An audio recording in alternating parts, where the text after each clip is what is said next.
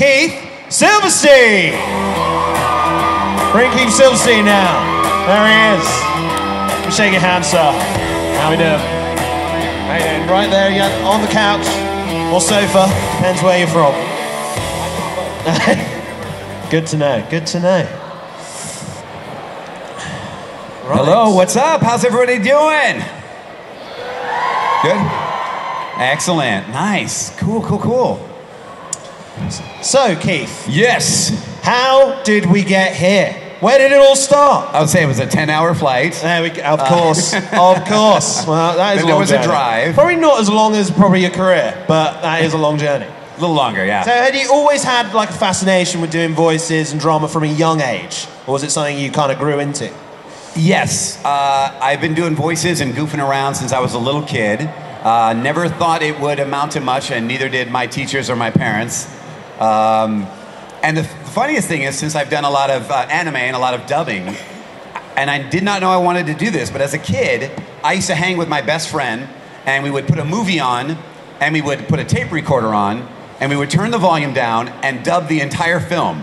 This is when I was like 13 years old, and we just did it for fun, just to play it back and laugh at it. But we tried to match it as best we could. We said ridiculous things. Yeah. And then I had no idea. Then there I was trying to figure out what I was going to do for my career for another like 15 years until I went, hey, wait a minute. Yeah. You know that thing I used to do with my buddy? I should do that. Some people never grow up, right? That's me. 100%. Never will. Never growing up, y'all. You can't make me. It's overrated. It is overrated. Still got those recordings? I do have some of them, and no. The answer awesome. to your second question is no. Can we broadcast them? No. Okay. They're like the not PC. I'm sure. I haven't heard them in forever, but I'm like, not the climate. Whatever like a 6th grader or 7th grader says. No, we're not going to revisit that. So what would you say? What was your first voice? What was your first voice when you were a kid, where your friends were going, "Man, you've nailed that, Keith." I like the sound of that. I don't even know. I think I just did a lot of goofy voices. I don't know if I was super into. I've never been big in like impressions, although I do a few every once in a while. Okay. Somebody had me sign I don't know if you're here, a Funko Pop for Rocky, because I did a Sylvester Stallone. Oh. In Solar Opposites, I played Sylvester Stallone. Oh, great. Hey, so somebody came up and they had a Funko Pop. They wanted me to sign, He's here. I was like, yeah, all right, I'll do it. Hey, Adrian, That's great. Okay, well then, so you said earlier that you were like 15 years, you were trying to figure out, trying to land on your feet and stuff. So what kind of life experiences, I should say, have you had that have been most helpful to you in becoming a voice actor? Other than obviously the dubbing tapes. Obviously that was a huge life experience. Yeah, that was a skill. Well, look, back in school, I mean, I was in theater. I was in choir, so I took a lot of acting classes outside of school as well. Originally, I thought I was going to do like on-camera acting, but the truth is, my uncle called me up at one point as an adult and was like, "Hey, I know you do a bunch of voices. I'd love you to audition for this project." Okay. And the short of it is, I booked a few characters, and I went into a studio and recorded. And literally that moment, I was like, "Oh my God, this is what I want to do." Not this particular project, but like voiceover. I never had really considered it, and from then I just let the whole on-camera thing go. I was just like, no, I want to focus on this, because as a kid I always went like I was doing too many things at once. Does that make sense? I'd be average at like 25 things. So it's like, what am I going to do? Am I going to be a dancer, a singer, a rapper, an actor, a writer? And it was nice to actually find something that I could focus on and just make that my thing. Because then you can excel at one thing, ideally, is the plan. Yeah, that's really interesting, because we're talking to Christina, who actually, she spread her wings with, because she did the singing and the acting. So she was like, oh, try what you can growing up. But then also, there is no right way, is there? I mean, you can't just double down and go for broke on one thing and nail it as well. No, you can, and some people are just talented that way. For me, it was less about the talent, but it was really about focusing. It's very easy to, if you're doing 20 things, you still got to spread your energy out, because you're trying to make them happen. I'm not saying you've already established yourself and now you're doing 20 different things. I'm saying I want to get known for something, and if I'm doing all those things, I'm spreading my energy out too much. So there's a bit of like, let me focus and at least get one thing under my belt, and then if I want to expand from there, then I can start bringing the other things in. No, brilliant. So, growing Why are you up, guys reading magazines, by the way, while we're up here? they're not We don't have any magazines. clipboards. They are clipboards. That's what they are. And part of the event has been sponsored by They Neo can't even pay magazine, attention so- to the interview. They're too busy And no reading their one will- magazines. No one will ever know. Okay. Is there an article with you in it at all? We should have a look. We've been rumbled, Leroy. We've been found out. God damn it, Keith. Right. So, growing up, what were your were you interested a lot into gaming and anime, or were you more into like kind of film, TV as a start? No, I didn't know what anime was. Okay. I loved it even when I was super young. I lived on the East Coast till I was 7 years old, and by then I had already watched Speed Racer and Marine Boy and Kimber the White Lion, all these old school ones that a lot of you don't even know. And then as I got older, video games, forget it. I played everything. Yeah. I remember going to the arcades and playing pinball. I remember when like Pong came out. I remember Space Invaders and Asteroids, Pac-Man. I remember the day Donkey Kong came out in the arcades. No way. So like I've been through it all. I love gaming. Yeah. It's a weird time because for the last like 8-10 years, I don't have a lot of time for gaming. Yeah, sure. So as much as I love them, I can make them or I can play them. Yeah. So I've chosen to make them. And when I retire, then it'll be like, let's do it. Let's play. Donkey Kong was the Fortnite of the 80s in a mad way, wasn't it? It was big. When it came out, look, you guys don't know. Well, I mean, I know they still have arcades, but it used to be that's where the games premiere. So you'd go to your arcade on what Friday night or whatever day you went, and if something was new, everybody would gather around it. What is this?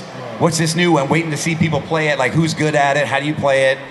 And so I remember, like, it was a big deal when Pac-Man came out, or Donkey Kong, or Dragon's Lair. Yeah, nice. Any of those came out, it like changed the arcade. People were like, "Whoa, do you see the new game?" It was like a huge thing for Game weeks, at least. The game had changed. Yeah, As they say. it changed. Yeah, exactly. There you go. It changed the game as So you consider Kirk Thornton as a mentor figure, don't you? Who? Kirk Thornton. Oh yes. Yeah. I didn't understand what you said. I'm like, who? Yeah. I guess not. What? Which is actually quite serendipitous because he Where did you get that info? I got it from my sources. From this magazine, actually, guys. It's in the magazine. You caught me. That's why I keep reading it. Well, here's the story with Kirk Thornton. Okay, I worked on a show called Edgar and Ellen when I was still getting started, and I think it was done in Canada, if I remember correctly, and they were doing like an American version of it. Yeah. So it just needed to be redubbed, and it was based on a children's book. And I went in there. I didn't know anybody else there. There were like 7 other actors there. We all took turns going in and playing different characters. And after we were done, we were on a break or finished, I'm not sure. And I heard Kirk talking to the other people he knew, and he said the word anime.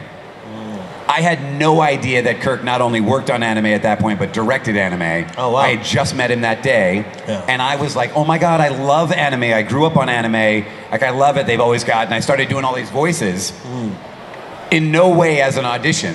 Because I was like, hell yeah, you know anime? How do you know anime? I love anime, blah, blah, blah. And so we finished recording, and then he gave me his card and was like, please get me a demo. I direct anime, and I'd love to work with you. Something like that. And so I very much did do that immediately. Wow, look at Yeah. that. Well, Sometimes it's not what you know, it's who you know, isn't it? It's those It's always who you know. yeah. Who you know can get you in the door.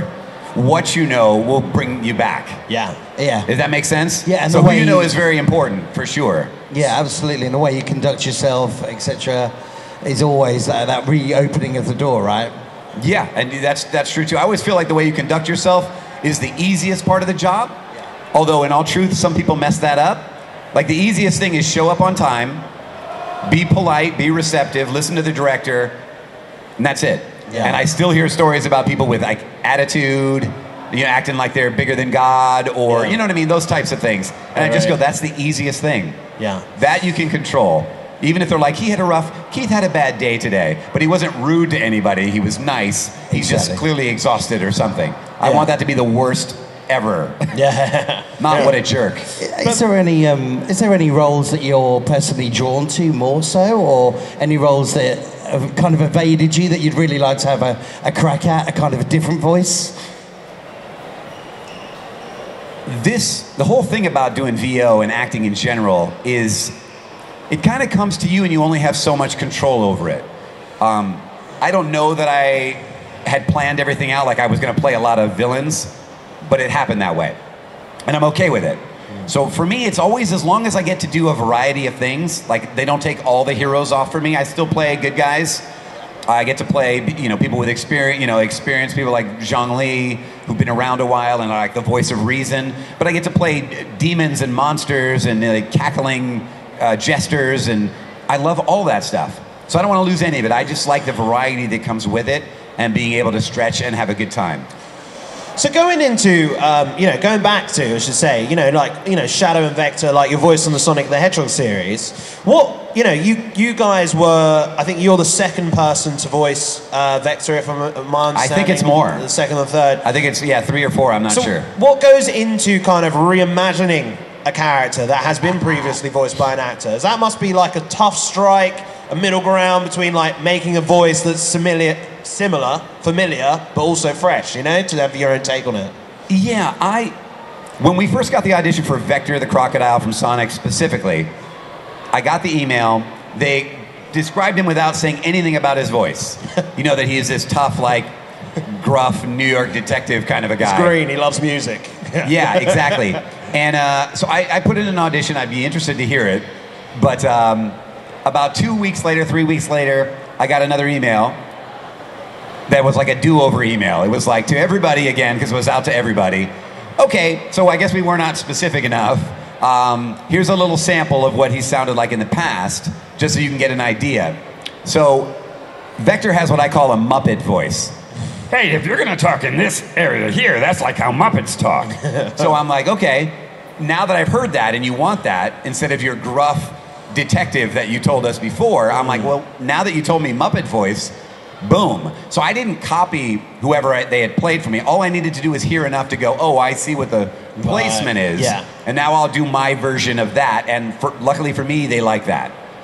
Do the directors, do they give you much freedom? So how much of the voices are you, Keith? You go in, you're given that script, you're like, this guy he's going to be this, he's going to be gruff, Yeah. And then do the directors pull you back, or do they have much more of an idea in their head what they want from you to produce? So how much of the voice do you bring to the table, so to speak? Well, a good chunk of it, but I will say every project is different. So there are directors who try to almost use you like a puppet, like they want to tell you everything. Read it like this, say it like this, just do it in your voice, which is the worst thing to work with, because then you have no freedom whatsoever, and it's hard to have the right energy and feel like you're on a roll and be excited about it, because you're so restricted. You're like this is what your attitude is. You're trying your best. Mm-hmm. When they give you freedom, even if you make a choice they don't like, they can just redirect you. But you still have that, you still feel good about, like, I'm making some stuff up. But in every case, they have an input. They tell you what they want the character to be, or here's what's going on in this scene, and you try your best to incorporate that. But I like it best when they let me give them 2 or 3 options, pick one of that.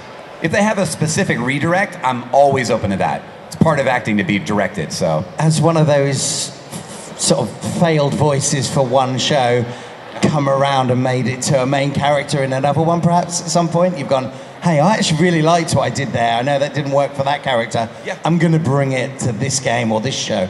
Yeah, I always find, for instance, auditions are part of the training.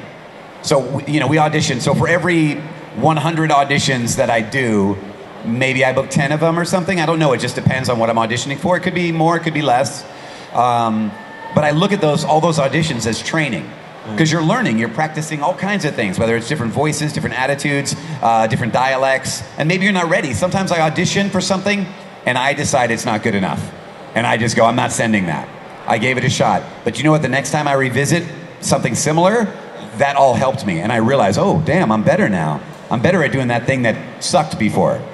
So, yeah, so that's part of it. So how do you prefer to work? Do you prefer like group acting, like voice acting, or do you prefer to work individually on projects? Well, I have 2 answers for that. If I had to decide, I would say group acting. Yeah. Because working as an ensemble and bouncing off of everyone else's energy, hearing the line before you delivered the correct way, yeah, and responding to that, you get a really nice flow, and there's nothing like it. However, that's why I say I have 2 answers. There's something to be said, especially with an emotional sequence, like in some anime and such, you're by yourself in the booth. I mean, you've got an engineer and you've got the director at minimum, sometimes a producer. There's something about everyone else is gone and it's 100% me and I'm just gonna work on this character and really dig into it that you can't necessarily do when you're in a full group ensemble. So there are things to like about both versions. So if you made me pick, I would pick the ensemble, but it would be a shame to have to pick because they both offer me something as an actor. Yeah, and it must really depend on the character as well. You know, because, it depends who they are, where their headspace. I think ensembles is great for probably more comedies, ad-libbing and stuff, if that is something It doesn't have to be comedy, though, because it can be drama, too. Sure. I mean, if it's a big argument, arguments build. Yeah. And so when you do it separately from the rest of the actors, you're kind of guessing that build, or maybe the director's reading in for the other actor. Yeah. And if the director's read, because the other actor's not in yet, is different than the actors, the build might be a little different and a little artificial. Not because the director's not good, I just mean because that's not who's doing the final voice for the character. So if we do it together, our argument is going to be more believable, more real. So it doesn't have to be, it could be drama, it could be, a fight scene, it could be all kinds of different things, so. Okay, I'm going to go for some off-piece questions, some deep questions. No, I got to go. I'm sorry. Thank you, everybody. Thank you so much. All right, Keith Silverstein, everyone. And while you do that, I'm going to head down there. We're going to take some audience questions in a while. This is more a question about kind of coming from the game of life rather than necessarily voice acting. Okay. But obviously, you've had to go through a lot of ups and downs in your career. Being in the self-employment and stuff like that. Who told you about the downs? Oh, there's no downs. We just talk about the ups. But what would you say is the success, and it could be anything, what in your life or in voice acting, is like the success you're most proud of, and what would you say is the best lesson you learned from a failure? Oh, interesting. Like just in life? Life, or you can do voice acting? It's my family, it's my kids. Yeah. My wife. I mean, if I really have to say the thing, because that's the thing. I mean, for me, that's what you come home to generally every day. Absolutely. I mean, that if you are happy in your family, I mean, that is and friends, but I'll start with family as a core. Mm-hmm. But you could say this about friends too. I mean, those are the people that stick with you. So when I go to work and I have a terrible day and the director lets me go on a game to recast me, and I'm super bummed, and I just feel like a failure, that family is there for me. My friends are there for me. Support network. That support, that core is everything. Because the rest of it's just a bad day. And what I learned from, I think just through my experience, is just keep a positive attitude as best as possible. That doesn't mean you can't be sad because everything went bad one day. You definitely can. You work through that. But in general, to appreciate all the things you have and to just keep moving on. And even though I've had many, many what I would consider failures, bad auditions or bad sessions or just things in life that were tough, I still managed to, this is how it goes, right? This is bad, but you're slowly moving up and improving on lots of things in life. Yeah. As long as you just keep going. Amazing. You know what I mean? And then so what age did you start voice acting? What age was it? Were you out? Well, I'm 27. 27. Okay. So I started 25 years ago. At 12. Well, what? Started at 2. Well, what would you say to that Keith now? If he was sat here, what would you say to him? You know what? I would be terrified to say anything to him to change his path. Does that make sense? Yeah. I'm one of those, like, you're traveling back in time, like, and you go, like, don't worry about it. You're going to make it. And then you don't make it. Yeah. Because then my younger me is not worried about it and therefore doesn't try. Like, I got this. Yeah. Future me came to me and said, I got this. Nice. And I never felt like I got this. Yeah. So I don't know what I'd say. Maybe whisper some winning lottery numbers, because we'd all do it. Come on. Yeah. We'd all do that. Absolutely. But not career advice. Not career advice. No. Is Leroy? I am. Down? He is. Whoa! What are you doing over there? And I got some gifts for people. So anyone that's got a great question, thought that would work. Yeah, there we go. Just like that. Right, we'll start at the front here. Hiya. Harry. Right. So Keith. So for your role of Shah Aznavour from Mobile Suit Gundam: The Origin, did you base your performance off Michael Kossoff's performance from Shah from the 1979 Mobile Suit Gundam? Because from watching both of your voices just sound very similar to me. I did not at all base it off of an earlier performance. I know now that Shar Aznable has been played by 5 or 6 actors over time, and I did not. There are auditions where they say we want you to sound like the one before or somewhat like it. This was not. I gave my read on it, and well, hey, let me put it this way. I did Full Frontal from Gundam Unicorn first. So that audition was just a clean audition. They didn't tell me to sound like any other person, just gave me a character description. So when it came up to do the origin, they just wanted the same person who already did Full Frontal to be Shar. So they were like clones of each other, basically. That make sense? Yeah. Yeah. Yeah, great question. Go on. People like Michael Cops' performance, so if it sounds like it, great. I didn't hear it till after it was all recorded. Okay. Hey, Keith. I have your biggest fan over here. She really, really likes Song Lee. She loves you, and she's so nervous that she wants you to say something nice to her, please. I have no regrets in meeting you, friend. Should the day ever come that we are not together, you will continue to shine like gold in my memories. Woo! That's some straight fire. Love it. How amazing is that? Yeah, beautiful. She feel better now? She's not shaking now. Does she feel better? Still shaking? I didn't see Quaso this excited for a long while, though. It's all about the excitement in here today. She's jumping for joy. She's jumping for joy, ladies and gentlemen. Question Beautiful here. things. Question here. I tried. Hi. Hi. I wanted to ask, what are your favourite small roles? What? My what? Favorite small roles? What? Small roles? Oh, yeah. My favorite small roles. Soldier number 5, Boy in Red Hat number 7, Boy G, Man with White Sweater. Oh, that's a classic. That was classic. That's I love classic. Man with White Sweater. Oh, can't be a man in a white sweater. And then just incidentals is pretty great all around whenever I get to just be like known as additional voices or incidentals. But did you want like specific? Like I'm trying to think if there's a small role that I know. A lot of the work I do is I guess, small. It can be small in quality, in quantity, like how much you're doing. But there's also, I love doing like live action dubs, and none of you pay attention to live action dubs, usually. But I love doing them, I have a lot of fun, but they're not stuff that I get street cred for. But I do very much enjoy doing that. It's just an interesting thing as an actor to do. What's the favorite one you've done? I'm not going to remember names of them. I worked on Violetta, which is a ridiculous show, but it was a lot of fun. All right, cool. If I think of some names, I'll shout them out at you. But I do a lot of them. Yeah, nice. You check IMDb. There's a ton of them. Yeah, I'll have a little look. I'll get a good one. There's I some new probably ones. should have done before the interview. There's some. I know. There's some new ones I can't mention. But All right, great. Have we got any other questions? Keith, I am Gabriel Agreste, and my question for you is, what was your favorite episode to voice in Miraculous Ladybug, and is there a chance we could see Gabriel again in the future in flashbacks? First off, I'm Gabriel Agreste, and you're not. Ooh. You clearly are trying to be me, and you're not at all. Consider yourself told. Yes. Second off, I have a couple that I liked. In the beginning, it took a while to get to the origin episode. You know, they played them out of order. We recorded them out of order also. So I was really excited to be like, oh, finally I get an origin. So that was cool. I loved the recent Betterfly episode. I know it's called something else, but I call it the Betterfly episode. It's the only time I've gotten to pound it, and I loved doing that. There's also, I don't know which episode it was specifically, but with the infamous pancake line, come on. I literally burst out laughing, and it took me like 20 tries.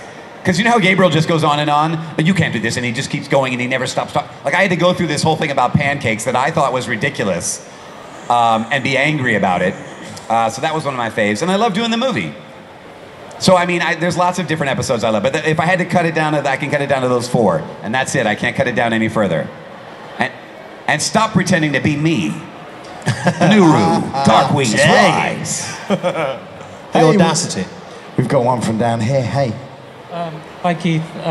What's up, Jack, right? Yes. What's up, Jack? If Nyaf Post or whoever did the dubs asked you to voice Quattro, would you do it in Zeta Gundam in new translation? I absolutely could not hear a single word. I Sorry. knew you were talking. I knew you were talking, but it felt like you were kissing the microphone. I can't. If there was a dub of Zeta Gundam, a new translation, would you reprise the role of Quattro? H.H. Shaw. Leo, what's I need help. I want to answer you, Jack. I really do. Because it's a great question. Would you reprise the role of Quattro if the opportunity arose? Would I reprise which role? Quattro. I can't hear what. In Zeta? Prop show? I'm hearing Palm Shed. Shar Aznable in Shar Zeta, Aznable? in Zeta Gundam. Shar? Yes. Would I do it? Would you reprise the role? Yes. Yes, in a second I would, for sure. Sorry, I couldn't understand. I No, apologize. it's the sound system, folks. Don't worry about it. Bit muffled. We got one here. You have to super enunciate everything you're saying. Hi, Keith. Hi. This is more of a request than a question. Can you do the Zhongli's ultimate voice line, I will have order, as Torbjorn from Overwatch, please? Oh my God, how dare you? I know. How dare you? I dare? Listen, as John Lee, Yes. No. I'm requested to stick to, I know what you're saying. Yeah. I'm requested to stick to the lines. And there was a time when Overwatch was like insane, and they were like, be careful what you say as the characters, which I still do. Oh. But I will have order. And I will too. Thank you so much. Okay, yeah, we've got another one here. Torbjorn's right over here, by the way. Let's hear it for Torbs over here. Looking good. Look at that. Love that. You're like almost right next to Gabriel Agrest. This is weird. So meta. That's so strange. Beautiful. Hi, sorry, I'm down here. If you were like in Gen, Wait, where are you? Oh, I'm down here. Thank you. If you were in Genshin yourself, like not as Zhongli but as you. As me? Yes, as you. Do you think you would have a Geovision, or do you think you would have a different element? I don't know. As me, am I more of a rock? Ooh. Am I more like fire? Am I like water? You're bringing the flames. I don't you know. are bringing the fire today. I think I'm a little bit of all those things. I don't know. I think I'd be closer to water, to be honest, is where I think. Now, I have very rarely played myself in anything that I've done. I mean, it may come off a lot like me, but literally there's only one show that I can think of that I played myself in. Does anybody know what it is? It's Osomatsu, Mr. Osomatsu. It's the only show that there's a section of it, if you've seen it all, because I know you've seen it, there is a section where I'm actually me. Oh, no way. I'm literally Keith. I mean myself. I'm the voice actor of Iyami in it, in a section. You got paid to be yourself? No, I got paid to be him, but at some point they break that fourth wall and they're just like, hey Keith, man, are you okay? And I get to be myself in the anime for a short time, which is really crazy. That's great. Yeah. That's cool. So we've got one over here, Keith. Yes, over here. Hi, Keith. Hi. I have a degree in screen acting, and I would love to know if you have any advice for new people trying to get in the industry, what you would recommend. You want to become an actor and you want advice? Is that what I heard? Yeah, voice acting. Voice acting. Okay, well here's my first thing, because a lot of people say to me like, hey, I want to become a voice actor. Do you have any advice? And I first say to them, have you taken any acting classes? You have a degree? A degree. Okay, good. But you would be surprised, about 90% of the people who are like, how do I get in? Have not ever taken a class. And so my first thing is, you know what? Why don't you try acting on? See if you like it, take a class. You might be like, I hate this. I don't want to do this at all. So first I say do that. There's a great website, because there's so many, I mean, I could talk for hours on that. But I've also got into the industry 25 years ago, so a lot has changed. You're not going to get in the same way that I got in. I mean, you've got the internet now. There's so many other ways you could start or get yourself known, potentially. But I would say go to iwannabeavoiceactor.com. It's a great free resource. D. Bradley Baker's website. It'll cover a lot of the questions you have. There's some great books out there. But do it. Don't wait for it. If you've already had the training, figure out on that site and figure out what you can do today. There are sites you can sign up for. They're going to be non-union things, but where you can start potentially auditioning and doing stuff today.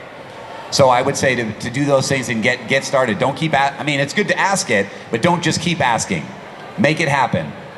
Figure it out. You're welcome. And good luck. Hell yeah. And steer clear of AI. Oh my God. Oh, dear. Damn you. God. The robots, they're going to kill us all. We're over here, Keith, now. Yo. Hi again. Hi. I would like to know, out of all the roles you've done, who has been your favorite or the most fun to voice? Of all the roles I've done, who is my favorite or the most fun to voice? Did I hear that right? Favorite and fun, yeah. Favorite and fun. Well, here's what it's very hard to pick an absolute favorite. And this is because there are favorites for different reasons. For fun, Hisoka. But also, if you've seen Glitter Force, that was so much fun. So there's a few things for that. But there's also shows that I thought were good for my career. Shows where I met certain actors that are friends of mine and people I look up to. Where I met certain directors, or first time I worked at a studio. Or a show that brought me recognition. Do you know what I mean? So there's a lot of reasons to have favorites. What I always say is, my very favorite character is my next character, because my next character means I still have a career.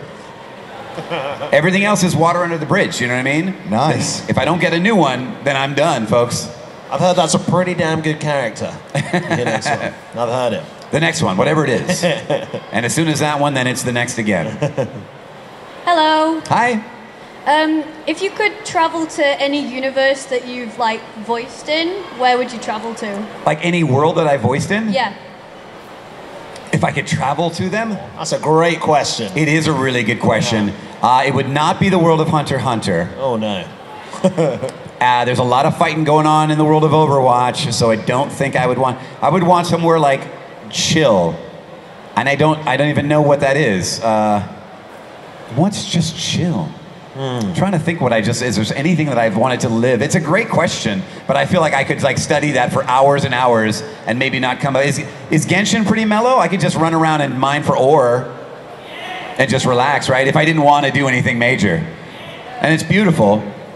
It's not mellow at all. If you want it to be mellow, it could be. But it would be a boring ass game. No. I don't know. I want the chill game if I have to live in it. Seriously. Probably something you guys are like, that's a really boring game. And I'd be like, no, it's perfect. This is my life. I'd just be in a farming game or something, like super chill. Like, what's the worst that can happen? Yeah. You lose your crops, whatever. Green Hill Zone's quite chill. I mean, if there's not a madman throwing Sonic. Robots at you. Little Sonic, it's beautiful. Yeah. Rolling Hills. That's true. Yeah. I could do a Sonic, just on the earlier levels, exactly what you're talking about. Green Hills, that'd be great. Or Sims. What's that? Just normal day every day. I'm already in Sims. I mean, we're all already in Sims. Oh, right. You guys know this is AI right now, right? This is sponsored by EA. We'll talk about it later. There you go. Out of every thing you've voiced for, which one would you say is the most influential? Like, which one has made your career like the best? I missed the ending. I heard out of every like voice I've done. Yeah, which one's the most influential? Like the Which one of my voices was the most influential in like my career? You mean? Yeah. Oh, nice. I think it's honestly most of the voices I do are close to my own natural voice. That's most of them. So if you're like Hawkmoth or Zhongli, they're all just slight differences.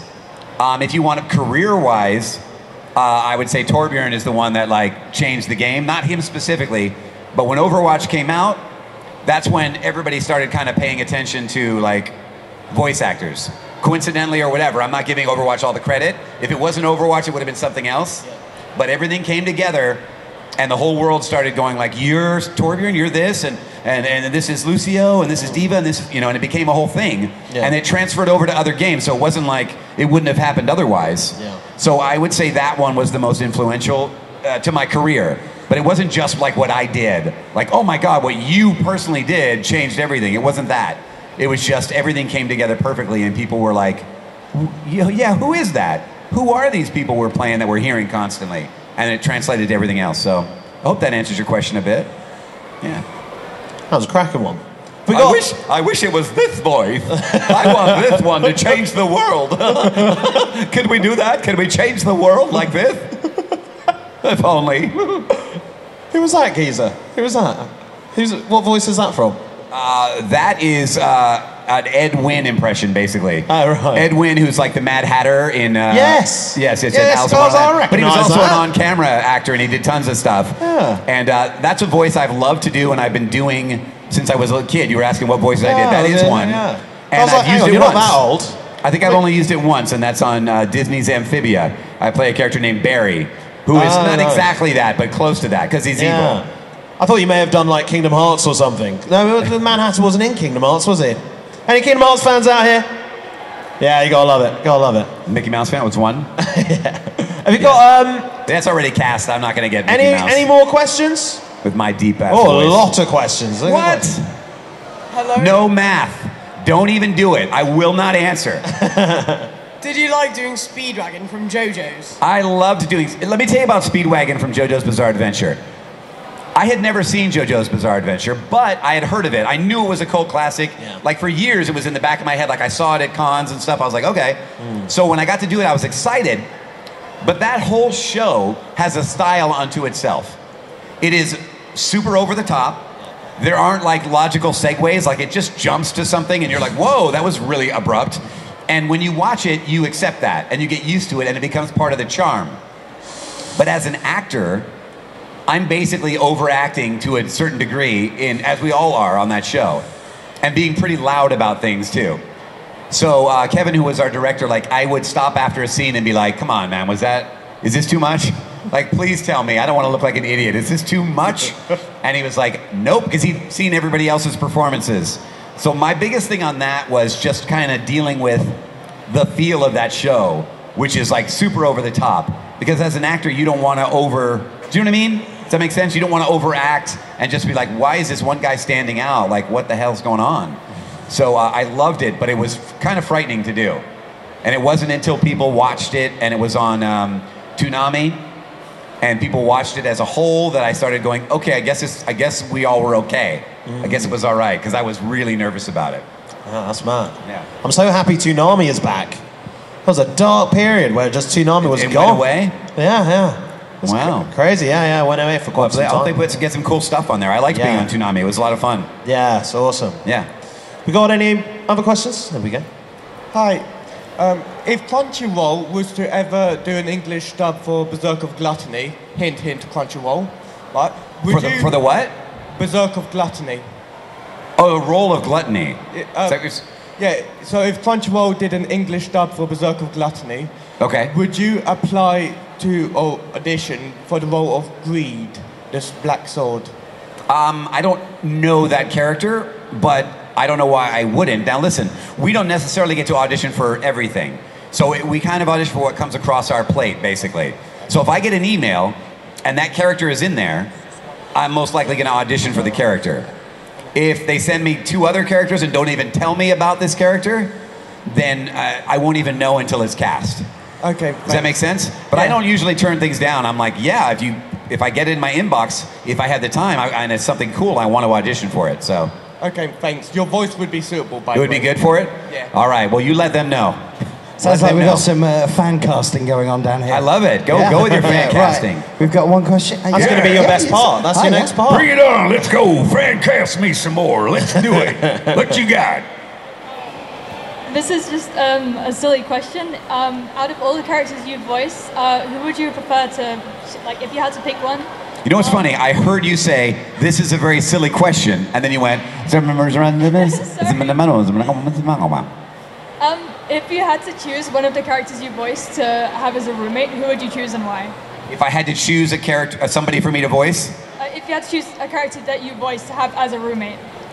What's the last part? A character that I already voiced. This is a great question. So if you could have pick one of your characters to be your roommate.